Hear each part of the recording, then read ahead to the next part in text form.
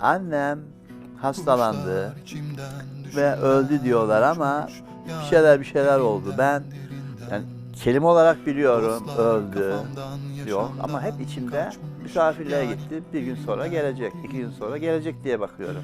3 gün geçti gelmedi, 4 gün geçti gelmedi, 5 gün geçti gelmedi ve bir gün dedim ki annemi bir daha göremeyeceğim. Annemi bir daha göremeyeceğim. O zaman ölüm o zaman farkına vardım. Bir daha göremeyeceğim. Ve kaçtım mezarının başına gittim.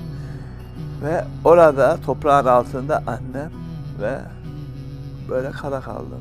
Annem bir daha göremeyeceğim. Annem öldü. Annen yok, kimsen yok.